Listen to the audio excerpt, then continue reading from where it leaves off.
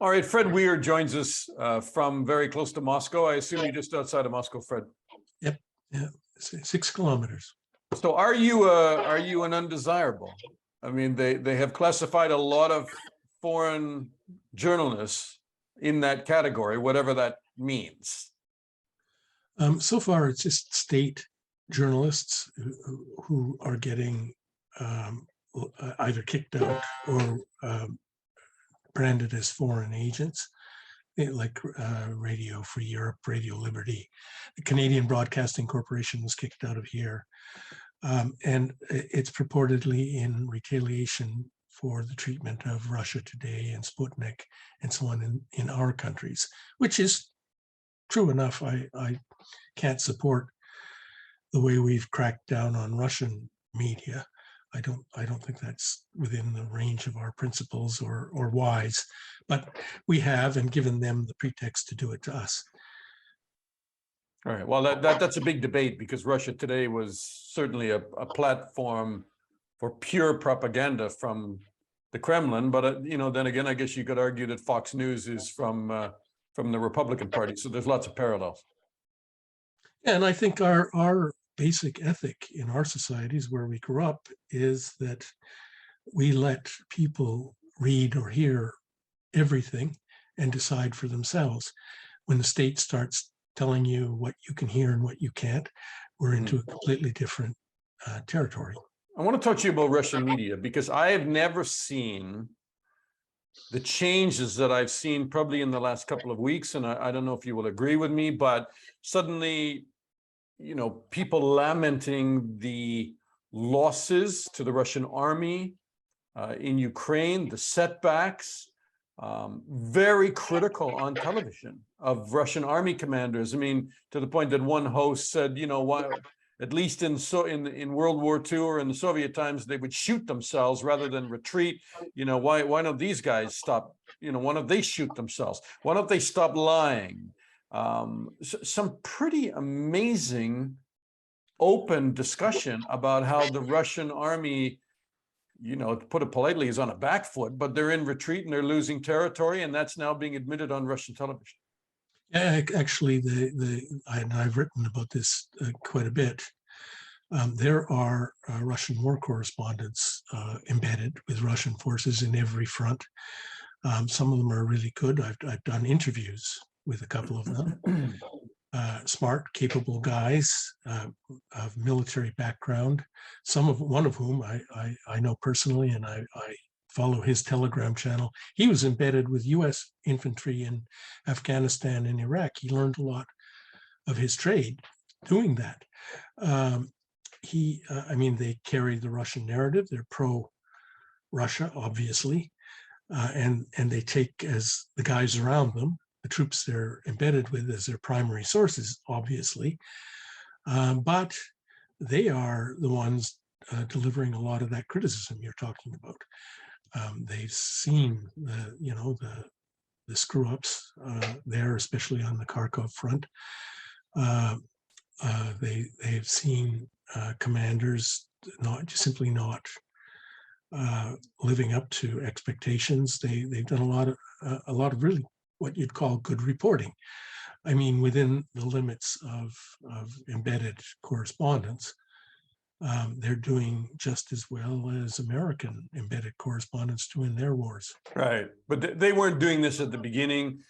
And even if there were problems, they were not talking about them openly.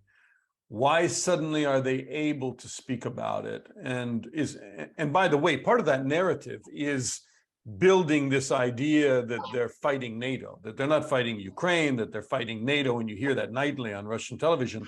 But why suddenly is the Kremlin allowing them and allowing some of their big hosts in the evening news to really be self-critical, and why the Russian army is being pushed back?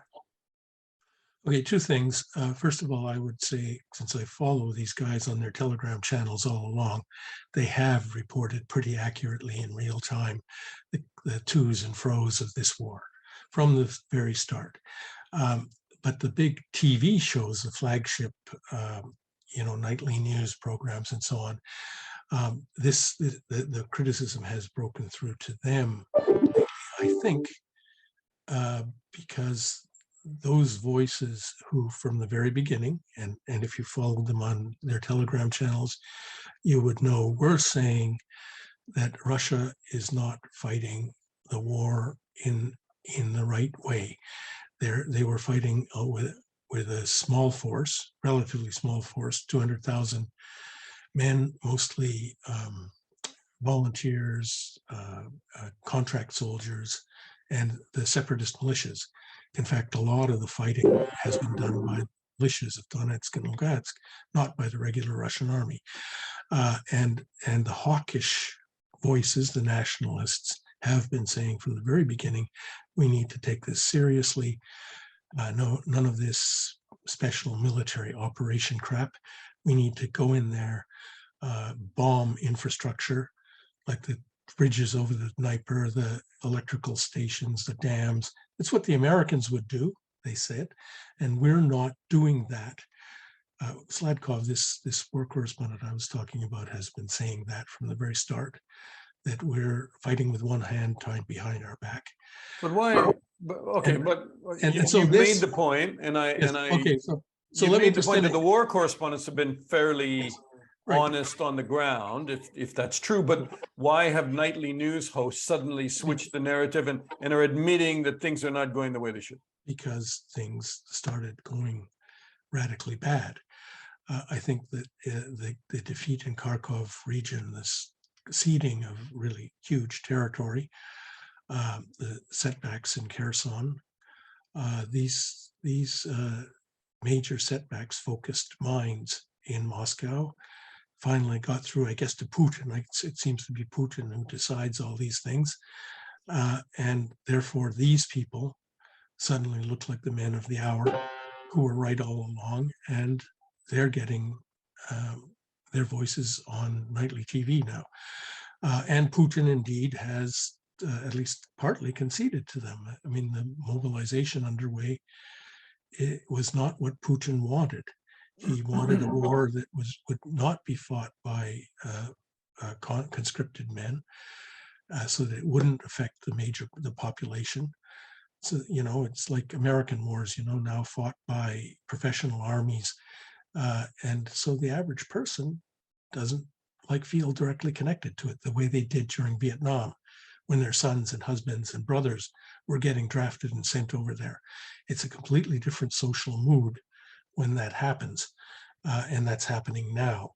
But that's right. And there is some political risk in that, correct? Because suddenly people from Moscow, from St. Petersburg, start losing loved ones in this war, and they really start questioning what the hell are they there for? Well, yeah, exactly. It puts a completely different complexion on it. That's why I guess Putin resisted doing it until these recent setbacks.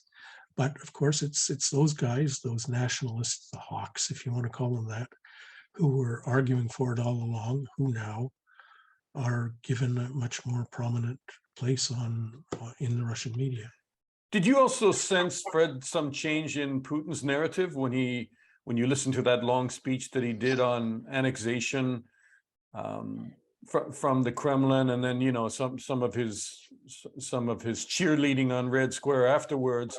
What happened to denazification? Suddenly it became this hate fest on Western liberal democracies. This new thing about Satanism. I mean, there was kind of a right-hand turn there. Would you, if maybe you wouldn't agree on the 90 degrees, but let's see where you line up on it. Okay, sure. He certainly, it's always been there, the idea that the West is degenerate. It tracks with right-wing, populism in the West.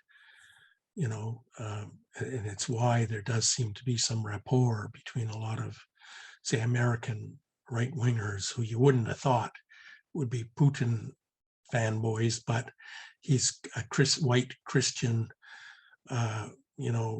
traditionalist, social conservative, and so he plays to that, and to some extent he's talking to mainstream Russia. This is a very conservative society. But I don't see, I mean, I do see the point of how we're fighting the United West. That point resonates in Russia, and the West, frankly, does, certainly the United States does feed that perception by giving all this money, all these arms, and bragging about how they're giving intelligence to kill Russian generals and sink Russian ships. I mean, that does play right into the Putin narrative that we're fighting against against NATO, not just Ukraine. But this idea that Russia is different, Russia is standing up for traditional values is an old theme, but he is resorting much more explicitly to it. And he did, I thought, to the point of being ridiculous in that speech, like bashing trans rights and things like, what the heck is that? Well, that plays into this right-wing conservative narrative. Sure, it plays to those finds guys. some sympathy even on right-wing cable in America. Well, sure, but it doesn't, like, I don't think most. I'm not justifying it. No, of course, and it does, but and he obviously thinks that way, but it's not. These are not issues in Russia. I mean, we don't have gender-affirming care for young kids in Russia. It's not an issue here, and the average person doesn't know what the heck it is. So I don't know who he was talking to when he went off on those tangents. I don't know who he was talking to either, but do you think that this plays to Putin's state of mind in any way? And would you comment on what you think his state of mind is right now? I think he's first of all, I don't think he's crazy. And I don't think he's isolated. I think he's being told what's going on. Like, he just has to switch on his TV and watch the nightly news to know what's going on. So it's not that he's in some bubble where he's living in an alternate universe, but he is doubling down on the themes that brought Russia to this point of conflict with Ukraine in the West. He definitely is. Prigozhin, a longtime associate of Putin's, he was called Putin's chef. He's run this Wagner group, which is arms for hire, go get it done outside of the regular army channels in Africa, in Syria, on the ground in Ukraine. Suddenly, police detain an employee of Prigozhin's media group, and they put out video of him being tackled by police and being arrested. There's also talk that the Wagner group gunned down a lieutenant colonel in the Russian army in a deadly episode of friendly fire that the Kremlin supposedly has been trying to sweep under the rug. Does this show a crack in Putin's inner circle, or is that carrying it too far? I don't think so. I think that the Wagner group is a loose cannon. It's literally. Well, it's mainly Russian veterans who get paid a lot of money, and they are doing a lot of the hard fighting down there. Around Bakhmut, where they're advancing. It's one of the few places where the Russians are advancing right now. It's the Wagnerites who are doing it, and he gets a lot of credit. He's come out of the shadows. He's one of those who has come out of the shadows and been. Originally, he denied he was even part of it. Even part of it. Now the Wagnerites are getting a lot of credit, but yeah, they're loose cannons. It's the same thing like Blackwater. Those private mercenary outfits that guns for hire. Yeah, and they tend to be not in the chain of command, and often don't get the memo about how you're supposed to behave. So I would expect that, but I wouldn't expect it to be like a really serious problem. Just a couple of quick questions. What would you say about how mobilization has gone and the astounding number of people that are crossing the borders into Kazakhstan, into Georgia, through Finland, someone over Mongolia? The numbers are all over the place. but these are recorded numbers by border guards, and some of them are quite credible. Between 700,000 and 1 million Russians have fled in the last 2 weeks. Yeah, I doubt that it's that high, but it's a lot. It's like hundreds of thousands of people, mainly military-age men, who are evading the draft. I know, as in you are a Canadian, more or less of my generation. My family used to take in draft dodgers in the 60s. We had thousands and thousands, about 100,000 Americans came to Canada, and it was really good for Canada. So I had these guys in my house, in my home. I grew up listening to them. They're really nice guys, and I'm sure these Russian guys are too. They're the best, and it's too bad. But to push back against that image, I mean, it's true. It's all true. But the evening television shows are full of pictures of recruitment centers which are full of people showing up for duty and getting inducted, getting on buses, getting their kit, getting on buses, going to the training and deployment centers. The Minister of Defense said the other day that 200,000 have been inducted so far, and I'm sure that's true. I mean, do you think that that's a serious mobilization, that these guys hold any hope of doing what a fairly professional army has so far failed to do in Ukraine? I mean, do you think that this mobilization is going to make any kind of difference at all, aside from the sheer numbers of it? Sure. I mean, you think that about Ukraine, don't you? They've done the same thing. They've carried out mass mobilization, scraping people out of cafeterias and off the street and putting them into uniform, and we think. But with uniforms, with guns, with bulletproof vests, with some training. Whereas I mean, a lot of people think the Russians are just being it's cannon fodder. No, they're not. There are 25 million men in Russia with past military experience, of military age. Let's get serious here. The mathematics are such. And the 200,000 guys are mostly people who had basic training and military training before, or they have some special skills that have application, maybe not on the front line, maybe in the rear, in electronics or engineering or something. But I'm pretty sure the Russians will field, well, they will double their forces by January, and they will be just as good as the regular army. And anybody who thinks so, it's wishful. There's a lot of wishful thinking in the way people analyze these things. You just want it to be so, and you should. The mechanism I try to use is, if you say this about the Russians, they're suffering these casualties, they have these logistics problems, they're exhausted, they're running out of manpower. Apply the same yardstick to the Ukrainians and see how that works, because they're also taking horrific casualties. They're maxing out on mobilization. They got NATO behind them. They got an endless arms pipeline, but Russian industry is working at full steam. And they've now got full wartime priority. They'll put out the tanks. They'll put out the bulletproof vests. It's the mathematics are such.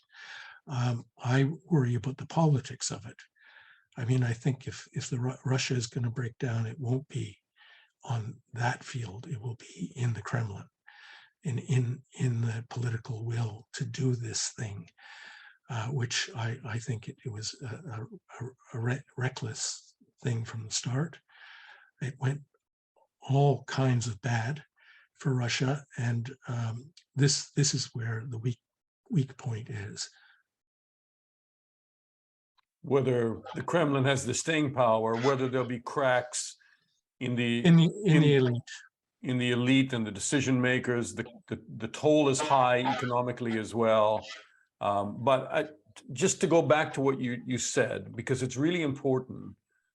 Sitting in the West, we are often inundated with a lot of positive reports from the battlefield that the Ukrainians are going forward, the Russians are retreating, that the battle has turned and it is unsustainable for Russia.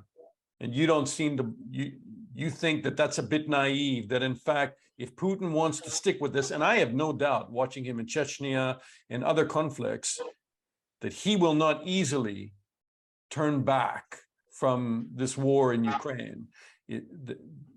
So you feel it's naive to think that this is ending anytime soon and that the Russian army still doesn't have a fight to give? I think it's premature. But I'll say this, if the Russians are going to collapse, if their front lines are going to collapse and they're going to panic and run away, it will happen in the next couple of weeks. These Ukrainian offensives were huge, but they were probably all Ukraine's got right now anyway to throw, and they're doing pretty well. But the news reports right now are that the Russians are stabilizing the lines in Kherson and there in Luhansk. I don't know, but if it's going to happen before the mud season sets in, it will happen by the end of October.